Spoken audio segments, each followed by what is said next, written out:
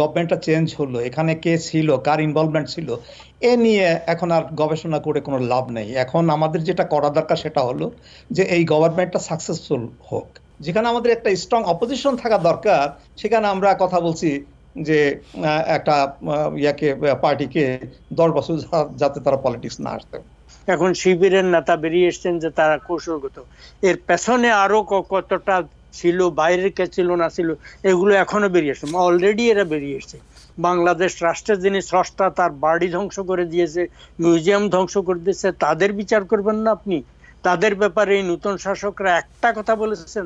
একটি ষড়যন্ত্র তত্ত্ব ঘোরাফেরা করছে ইন্টারনেটে, যেটির হয়তো ভিত্তি না, ষড়যন্ত্র তত্ত্বর তো ভিত্তি থাকে না সাধারণত, যে আপনি যেটি বললেন যে ডক্টর ইউনূস আমেরিকার মদদে সামনে এসছে এবং বলা হচ্ছে এরপরে ইসলামিক একটি লেওয়াস দেওয়া হবে বাংলাদেশকে এবং বাংলাদেশকে তারা ধ্বংসের দ্বারপ্রান্তে ধ্বংস করবে, অর্থাৎ ইরাক, আফগানিস্তান এরকম পরিস্থিতি করবে এরকম বলা হচ্ছে।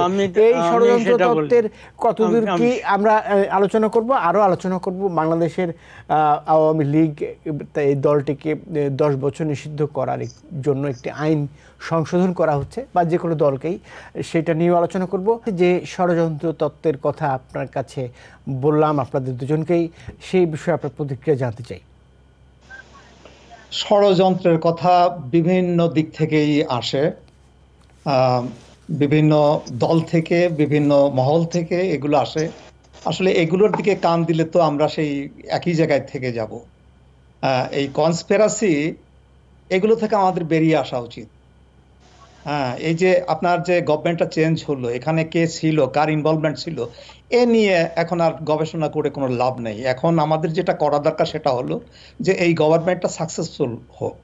আমাদের গণতন্ত্র, আমাদের গভর্নেন্স সেই একই কক্ষপথে ঘুরছে, এবং এইটা থেকে আমরা কিভাবে বেরিয়ে আসবো সেটার দিকে আমাদের আসলে নজর দেওয়া উচিত, এবং সে ব্যাপারে আমাদের কথা বলা উচিত।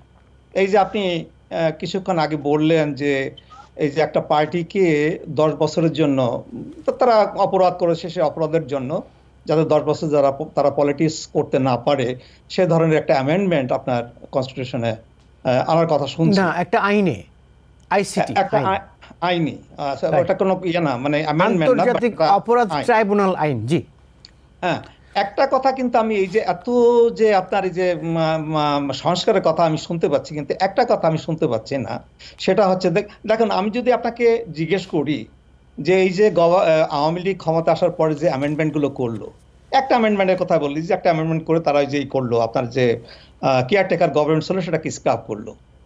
আচ্ছা, তারা কি এটা বেআইনি ভাবে করেছে? আমি যদি এই প্রশ্নটা আপনাকে করি যে এটা যে তারা স্ক্রাপ করলো, তারা কি বেআইনি ভাবে করেছে অ্যামেন্ডমেন্টটা? না, বেআইনি ভাবে করেনি। কেন করেনি? কারণ তাদের 2/3 মেজরিটি ছিল, তাই না? আপনার যদি 2/3 মেজরিটি থাকে, আপনি যে কোনো অ্যামেন্ডমেন্ট আপনি করতে পারেন। আপনি ওই সারা জীবন ক্ষমতায় থাকার জন্য অ্যামেন্ডমেন্ট করতে পারেন, আপনার সেটা তো বেআইনি না। এখন কেন এটা কেন হলো? এই যে মানে আমরা দেখেন, আপনি যদি দেখেন যে এই যে ক্ষমতার রদ বদল, একবার আওয়ামী লীগ আসে, একবার আপনার বিএনপি আসে। যে দল ক্ষমতা থেকে চলে যায়, তারা দেখেন যে তারা 5 বছরে তাদের শাসন এত খারাপ হয়েছে যে তারা কোনো পার্লামেন্টে এতগুলো সিট পায় না যেখানে একটা গার্ড রেল হিসেবে, একটা স্ট্রং অপোজিশন হিসেবে কাজ করবে। এই যে আপনার অ্যামেন্ডমেন্ট করার সুযোগগুলো পায় কিভাবে? সুযোগগুলো তো পায় আপনার তারা যখন অ্যাবসলিউট মেজরিটি হয়, তারা 2/3 কেন, তার সাথে বেশি সিট পেয়ে যায়। কাজে আমাদের এই যে এগুলো দেখতে হবে যে আমাদের একটা স্ট্রং অপোজিশন থাকা দরকার। আমাদের স্ট্রং, যেখানে আমাদের একটা স্ট্রং অপোজিশন থাকা দরকার, সেখানে আমরা কথা বলছি যে একটা পার্টিকে 10 বছর যাতে তারা পলিটিক্স না আসতে পারে। এই যে আপনার যিনি এই যে আপনার কি বলবো, যে ইলেকশন কমিশন যিনি সংস্কার করবেন, যার দায়িত্ব পড়েছে বদিউল আলম মজুমদার, ওনার কিন্তু আমি অনেক কথা শুনেছি যে ইলেকশনটা হয়ে গেল জানুয়ারি মাসে, তার আগে তার কাছ থেকে আমি বারবার শুনেছি যে বিএনপিকে ইলেকশনের বাইরে রেখে যদি কোনো ইলেকশন হয় সেটা গ্রহণযোগ্য হবে না। কিন্তু তিনি আবার এখন বলছে যে পরবর্তী ইলেকশনে যদি আওয়ামী লীগ না আসে তাহলে সেটা গ্রহণযোগ্য হবে। এখানে পরিস্থিতি তো বিভিন্ন ধরনের পরিস্থিতি বিবেচনা তো রাখতে হবে নাকি রাখতে হবে না? আওয়ামী লীগ যে অপরাধ করেছে, তাদের হাতে যত ছাত্র জনতা মারা গেছে, নিহত হয়েছে, শহীদ হয়েছে, সেই বিষয়টি তো মাথায় রাখতে হবে নাকি ওইটা ভুলে গেলে ভুলে যাবেন আপনি? না না, সেটা মাথায় রাখতে হবে আপনার।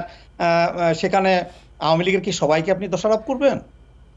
আওয়ামী লীগ একটা পার্টি, আওয়ামী লীগে লক্ষ লক্ষ কর্মী থাকে, লক্ষ লক্ষ আপনার লিডার থাকে, আপনি কি সবাইকেই করবেন? মানে একটা পার্টিকেই আপনি করে দেবেন? সেখানে হয়তো লিডারশিপে যারা ছিল তারা দোষী, তাদেরকে আপনি করেন, তাদেরকে আপনি 10 বছর 20 বছর বা সারা জীবনের জন্যই করেন। কিন্তু একটা পার্টি যার আপনার 30-35% সাপোর্ট, আপনি কি তাদেরকে ডিসইনফ্লুয়েন্স করছেন না? আপনি যদি সেই পার্টি দল হিসেবে বিচার করার কি কোনো নজির নাই? একটা দলকে বিচার করার, শাস্তি দেওয়ার, দলকে শাস্তি দেওয়ার আছে তো? হ্যাঁ হ্যাঁ হ্যাঁ, নজির আছে। আপনার যেমন ধরেন সেকেন্ড অর্ডারের পরে তো আপনার নাৎসি পার্টি হলো, সেটা এখন যদি আপনি সেটার সাথে এটা কম্পেয়ার করেন, এটা কি কম্পেয়ারেবল? নাৎসি পার্টি হিটলার যেটা করেছিল সেটার সাথে কি আমাদেরকে সেই নুরেমবার্গ ট্রায়াল হয়েছে, সেই ধরনের একটা ট্রায়াল, সেই ধরনের যদি হয়ে থাকে সে ভালো কথা। হ্যাঁ, আপনি যদি সেই পর্যায়ে নিতে চান ভালো কথা। হ্যাঁ, সেটা করতে গেলে আপনি কি মানে এই যে গত যে হলো সেটাই আপনি করবেন, আর অতীতেও যাবেন, আরো পিছনের দিকে যাবেন? কি অন্য কোনো পার্টি কোনো অন্যায় টন্যায় করেছে কিনা, তারা গণতন্ত্র হত্যার চেষ্টা করেছে কিনা, সেদিকে কি যাবেন? নাকি ওই মানে এই এবার যেটা হলো সেখানেই বসে থাকবেন? এখন আপনি যদি দেখেন যে ডিগ্রি অফ অফেন্স, হ্যাঁ, সেটা আপনি করতে পারেন যে কেউ হয়তো একটু বেশি করেছে, কেউ একটু কম করেছে, হ্যাঁ, সেটা আপনি বলতে পারেন। কিন্তু আমি মনে করি না যে সেই পর্যায়ের ক্রাইম হয়েছে যে একটা পার্টিকেই মানে 10 বছরের জন্য তারা আসতে পারবে না। তাহলে আপনি সৃষ্টিটা করছেন কি? আপনি সেটা যদি যান, সেটা আপনি সৃষ্টি করছেন, ধরে নিলাম যে আওয়ামী লীগকে আপনি বাদ দিলেন, বিএনপি, তারপর তো দলই থাকে একটা। আপনি একটা দলকে বাদ দিলে, একটা মেজর পার্টিকে বাদ দিলে, বাংলাদেশ কিন্তু এখন একটা 2 দলীয় ডেমোক্রেসি হয়ে গেছে। আপনার আরো অনেকগুলো পার্টি আছে কিন্তু তাদের সাপোর্ট নেই, সাপোর্ট তো 2 দলেরই আছে। আপনি 35 যদি করেন, যোগ দেন, তাহলে 70% হয়, বাকি সবাই মিলে, তার মধ্যে আবার কিছু ইন্ডিপেন্ডেন্ট আছে, সবকিছু মিলিয়ে আপনার ভোটার। তো সেখানে আপনি ধরেন আওয়ামী লীগকে আপনি বাদ দিলেন, বিএনপি ক্ষমতা আসলো, আবার সেই এই যে আমি যেটা বললাম যে যদি আপনার আশঙ্কা ঠিক আছে, যদি ভারসাম্যহীন পার্লামেন্ট হয়, যদি সেখানে বিরোধী মত প্রকাশের জায়গা না থাকে, যদি বিরোধী দল শক্তিশালী না হয়, তাহলে যে ফ্যাসিজম আমরা পেছনে ফেলে এসেছি সেই একই ফ্যাসিজম সামনে হয়তো আমরা দেখতে পাবো। আশঙ্কাটা আপনার এরকমই? সেই জন্যই তো আমি বলছি যে আমাদের একটা স্ট্রং অপোজিশনের দরকার। অপোজিশনে আপনার যদি অপোজিশন না থাকে, তাহলে অপোজিশন পার্লামেন্টে যাবে, তারা একটা রেলগার্ড হিসেবে কাজ করবে। আমি একটু এই ধরনের অ্যামেন্ডমেন্ট মাহমুদুল্লাহর কাছে এই মুহূর্তে যেতে চাই, সেটি হচ্ছে আপনি কি মনে করেন না যে আওয়ামী লীগের দল হিসেবে বিচার করা উচিত? নেতাকর্মীদের তো করতেই হবে, কিন্তু দল হিসেবে তাদের বিচারের মুখোমুখি হওয়া উচিত না? আমার মনে হয় না। এটাতে যারা অপরাধ করেছেন, প্রফেসর সাহেব যেমনটা বলেছেন, তাদের যদি অপরাধ করেছেন সেটা প্রমাণ করা যায়, তাদের বিরুদ্ধে মামলা হবে, তারা কি কি অপরাধ করেছে আনবে ইত্যাদি। আর যারা নিষিদ্ধ করার কথা বলেছেন, এটা কিন্তু একটা উল্লেখযোগ্য ব্যাপার। বাংলাদেশের সমগ্র জাতি মানে যেখানে একটা মুক্তিযুদ্ধ করেছে, সেই মুক্তিযুদ্ধের সময় মুক্তিযুদ্ধের বিরোধিতা করে বা অধিকৃত বাহিনী, দখলদার বাহিনী এবং মুক্তিযুদ্ধের বিরুদ্ধে মানে নারকীয় হত্যাকাণ্ডে যারা ধ্বংসযজ্ঞে লিপ্ত ছিল, সেই পাকিস্তানি বাহিনীর দোসর হিসাবে, সহায়ক হিসাবে জামায়াত ইসলামী আনুষ্ঠানিকভাবে সেখানে রোল প্লে করেছে। শেষ মুহূর্তে আলবদর বাহিনী তৈরি করে তারা মানে বুদ্ধিজীবীদের হত্যা করেছে। সেই দলকে আওয়ামী লীগের প্রতি এই 15 বছরের ফ্যাসিস্ট শাসন কথা সবাই বলছে, আওয়ামী লীগের উপরে প্রচন্ড চাপ ছিল তাদেরকে নিষিদ্ধ ঘোষণার জন্য। নিষিদ্ধ ঘোষণা করেনি, শেষ মুহূর্তের কথা আমি পরে আসছি। তেমনকি হেফাজত ইসলাম, অন্য যারা এবং সমস্ত ধর্মভিত্তিক রাজনীতি যারা করে, তাদেরকে নিষিদ্ধ করার জন্য বারবার চাপ এসেছিল প্রচন্ড, বিশেষ করে জামাতের উপরে। জামাতকে তারা নিষিদ্ধ করেনি, শেষ মুহূর্তে করেছে, সেটা আরেকটা প্রেক্ষাপট, যেটা অনেকে বলেছে তারা একেবারে পতনের মুখে যখন তাদের হচ্ছে। এখন তো দেখা যাচ্ছে তারা যেটা বলেছে নিষিদ্ধ করা ঠিক হয়নি, এটা একটা হতে পারে, কিন্তু সেই ঠিক হয়নি বা হয়েছে, কিন্তু এই যে শিবিরের ছাত্র তারা যারা এখন তারপরে হেফাজতের লিডার মমিনুল হককে এই সরকার প্রতি রীতিমতো ভয়ঙ্কর ভাবে পাবলিকলি বক্তব্য দিয়ে হুমকি উচ্চারণ করছেন, বলছেন যে তোমাদের এটার পেছনে আমরা অর্গানাইজ করেছি, আমরা অর্গানাইজ, কৌশলগত কারণে আমরা সেটা তখন প্রকাশ করিনি, খবরদার, হুঁশিয়ার, আমাদের কথা মতো তোমাদেরকে চলতে হবে, আমাদের এইটা তোমরা করতে পারবে, এর বাইরে করতে পারবে না। এখন শিবিরের নেতা বেরিয়ে এসছেন যে তারা কৌশলগত, এর পেছনে আরো কতটা ছিল, বাইরের কে ছিল না ছিল, এগুলো এখনো বেরিয়ে আসছে, অলরেডি এরা বেরিয়ে এসছে। ফলে তাদেরকে নিষিদ্ধ করেনি। আওয়ামী লীগ যেই দলের নেতৃত্বে পূর্ববঙ্গের মানুষ স্বায়ত্ত শাসনের সংগ্রাম করেছে, স্বাধিকারের সংগ্রাম করেছে, মুক্তিযুদ্ধ করেছে, সেই দলের একটা শাসন আমলের মানে মানে অন্যায়ের জন্য, এক্সেসের জন্য, অপরাধের জন্য আপনি তাদেরকে নিষিদ্ধ করে দেন। পৃথিবীতে তাহলে অনেক দল, অনেক কিছু, মানে রিপাবলিকান পার্টি প্রায় অন্ধভাবে ট্রাম্পকে সমর্থন করেছে। ট্রাম্পের সমর্থকরা যুক্তরাষ্ট্রের পার্লামেন্ট ভবন, কংগ্রেস অ্যাটাক করছে, সেখানে পুলিশ মেরেছে, অন্য কয়েকজন মারা গেছে এবং বহু লোক আহত হয়েছে। পার্লামেন্টের স্পিকারের চেয়ার অবমাননা করেছে প্রেসিডেন্টের। তো রিপাবলিকান পার্টিকে বেআইনি করার কথা কেউ বলছে? খালি হত্যাই না, রীতিমতো গণতন্ত্র হত্যার, মানে পার্লামেন্ট ভবন অ্যাটাক করেছে। আর বাংলাদেশকে আপনি এই সমস্ত যজ্ঞ থেকে উদ্ধার করে যারা বলছেন, দাবি করছেন, তারা কি করলেন? তারা প্রথম সুযোগে প্রধানমন্ত্রীর বাসভবন কথা আমি ছেড়ে দিলাম, রাষ্ট্রীয় ভবন, পার্লামেন্ট ভবনকে অবমাননা করেছে, তারা সেখানে ধ্বংসলীলা চালিয়েছে রীতিমতো। তাদেরকে বেআইনি করবেন? তাদেরকে ক্ষমতা যারা গেছে, বসে গেছে, তাদের নেতারা, তাদেরকে সরিয়ে দেবেন? বাংলাদেশ রাষ্ট্রের যিনি স্রষ্টা, তার বাড়ি ধ্বংস করে দিয়েছে, মিউজিয়াম ধ্বংস করে দিয়েছে, তাদের বিচার করবেন না আপনি? তাদের ব্যাপারে এই নতুন শাসকরা একটা কথা বলেছেন, এই সমস্ত গর্হিত কাজ, মুক্তিযুদ্ধের স্থাপনা, মুজিবনগর যেখানে বাংলাদেশ সরকার, মুক্তিযুদ্ধ সরকার গঠিত হয়েছে, সেইটা সমস্ত ধ্বংস করে দিয়েছেন, এগুলোর বিচার হবে না? বিচারের কথা আপনি বলছেন, এদুরটা ভয়ঙ্কর অন্যায় করবে এরা, এমনকি এটার জন্য এরা পরবর্তীতে রাষ্ট্রের ক্ষতি হবে, দেশের ক্ষতি হবে। যারা করবে তারা দুদিন আগে হোক পরে হোক তাদেরকে পস্তাতে হবে, তারা যদি দল হিসাবে আওয়ামী লীগকে নিষিদ্ধ করে। এই ভয়ঙ্কর পথ থেকে তারা সরে আসবেন আমি আশা করি। জি, আপনাকে ধন্যবাদ। আমি যাব ডক্টর মুনির মুস্তাফা আলী। আমি একটু যুক্ত করতে চাই, মানে আমি এত যাবৎ পর্যন্ত যতটা দেখেছি এই গভর্নমেন্টের যে কাজকর্ম, তাতে আমার কাছে আমি খুব একটা আশাবাদী নই, কিন্তু আমি আশাবাদী হতে চাই, কারণ আমাদের তো অন্য কোনো অল্টারনেটিভ নেই, আমাদের তো সাকসেসফুল হতে হবে। আমি যেমন বললাম যে আমরা একই বলায় ঘুরছি, হ্যাঁ, আমি দেখতে পাচ্ছি যে এটা এখন সেই যে politics of retribution, revenge politics, সেই রিভেঞ্জ পলিটিক্স দেখে আমরা যাচ্ছি। যেমন ধরুন এই যে কতগুলো অ্যাপয়েন্টমেন্ট, এই যে বদিউল আলম মজুমদার, হ্যাঁ, তার সাথে ভালো লোক কি পাওয়া যেত না? হ্যাঁ, তার কথাবার্তায় তো আমি বহুদিন যাবত তার কথাবার্তা শুনে আসছি, এবং তার কথাবার্তায় পরিষ্কার বোঝা যায় যে সে বিএনপি লিনিক একজন পার্সন। আপনি দেখেন এই যে চিফ প্রসিকিউটর তাজুল ইসলাম, সে কি ছিল? সে জামাত ইসলামের যারা ছিল, যাদের বিচার হয়েছে সেই আইসিটিতেই তাদের ডিফেন্স লয়ার। এটা কি মানে আপনার কাছে কি অ্যাপিয়ারেন্স অফ ইম্পার্শিয়ালিটি হবে না এই ধরনের একটা লোককে যদি আপনি নিয়োগ দেন? হ্যাঁ, আমার একটা ঘটনা বলি। আমার এগেনস্টে, আমার একটা বিজনেস ইন্টারেস্টের এগেনস্টে একজন মামলা করেছিল। তা আমি একটা লয়ার কাছে গেলাম মানে ডিফেন্সের জন্য।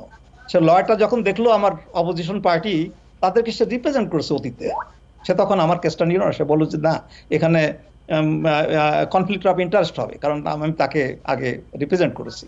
আর সেখানে দেখেন এই যে এই ধরনের অ্যাপয়েন্টমেন্টগুলো, হ্যাঁ, তো এইগুলো দেখে আমার কাছে মনে হচ্ছে যে ওই সেই একই বলায় আমরা ঘুরছি, সেই একই পলিটিক্স অফ ভেঞ্জিয়ান্স বা পলিটিক্স অফ রেট্রিবিউশন, সেগুলো চলছে। আমি আশা করব যে এগুলো থেকে বেরিয়ে এসে যদি আমরা নতুন কিছু একটা করতে পারি, হ্যাঁ, তাহলে সেটাই হবে। কারণ ওই টিট ফর ট্যাট তো থাকলে তো সেটা সেই যে লাউ সেই কদুই থেকে গেল। হ্যাঁ, এখান থেকে আমাদের বেরিয়ে আসা উচিত। জি, আপনাকে ধন্যবাদ সৈয়দ মনির সৈয়দ মোহাম্মদ উল্লাহ। দেখেন এখানে একটি বিষয় বলে রাখি যে একটি আজকে সংবাদ দেখলাম, জামাত ইসলামী তারা যে চেষ্টা করছে যে অন্যান্য ইসলামিক দলগুলো, ইসলামপন্থী দলগুলোর সাথে একটা ঐক্য করার চেষ্টা করছে, নির্বাচনী ঐক্য। আপনার কি মনে হয় যে তারা এই রাজনীতির বাইরে সমাজ থেকে যে সাপোর্ট এটা কি পাবে? তারা কি বাংলাদেশের মতো এই সমাজ সবসময় আমরা দেখেছি এই ধরনের দলগুলোকে এর আগে করেছে, যাকে বলা যে প্রত্যাখ্যান করেছে, এবার কি পারবে? বলা মুশকিল। আপনার প্রশ্ন আমি শুননি, কারণ কথা কেটে কেটে যাচ্ছে। আমি জানি না আমারটা আপনি শুনছেন কিনা। আমি শুনতে পাচ্ছি, আমি কি আরেকবার করব? হ্যাঁ, আরেকবার একটু বলা।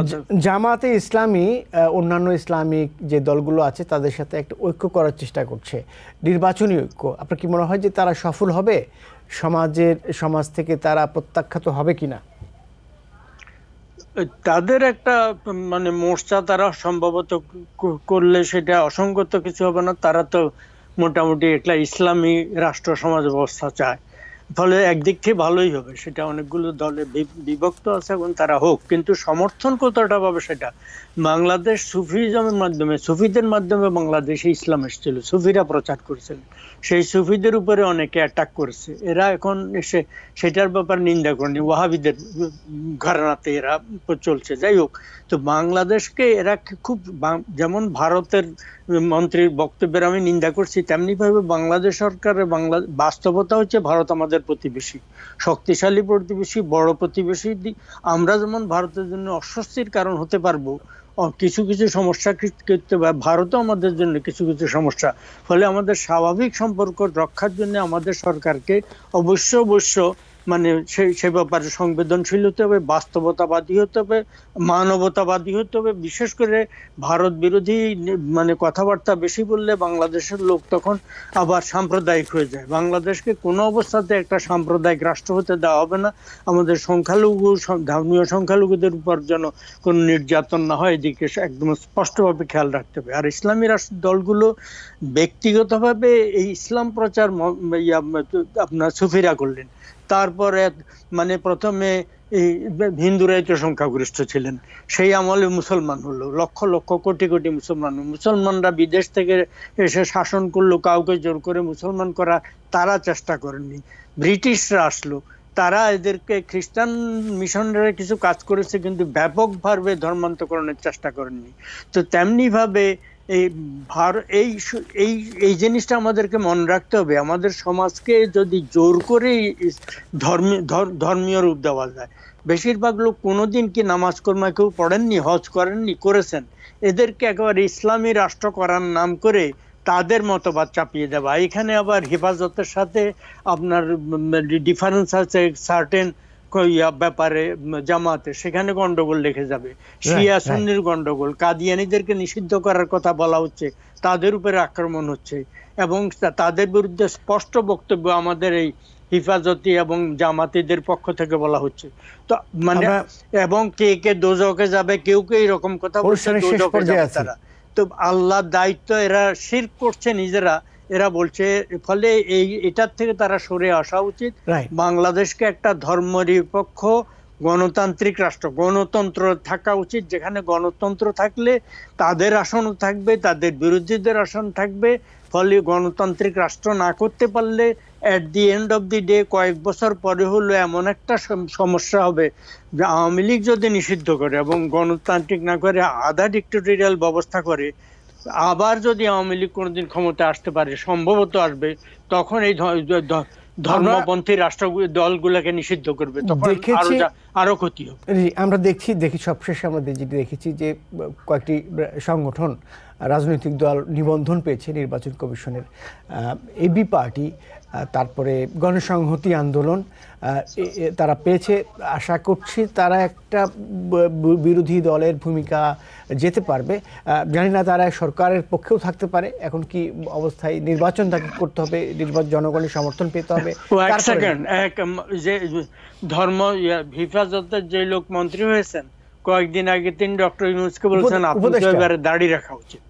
উপদেষ্টা মানে কে দাড়ি রাখবে না রাখবে এটা পর্যন্ত তারা সোশ্যাল মিডিয়ায় ছড়িয়েছে। সাইয়েদা যে মহিলা মানে পরিবেশ বিষয়ক মানে হয়েছেন উপদেষ্টা, তাকে বলেছে আপনি এখন হিজাব পরা উচিত। তো কিভাবে শুরু হয়ে গেছে কদিন পরে আপনাদের আমাদের টেলিভিশনে যে মহিলারা নিউজ পড়েন তাদের আমরা এখনো কিন্তু জানি না, রাষ্ট্র নির্দেশ দেবে। If you're wondering, should I get my COVID shot? Think about other people.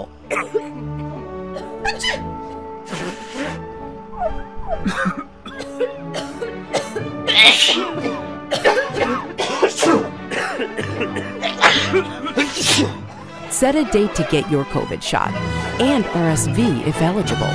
Learn more at nj.gov/health/vaccines. New York থেকে সম্প্রচারিত TVN 24 টেলিভিশন বিশ্বজুড়ে বাঙালির কণ্ঠস্বর।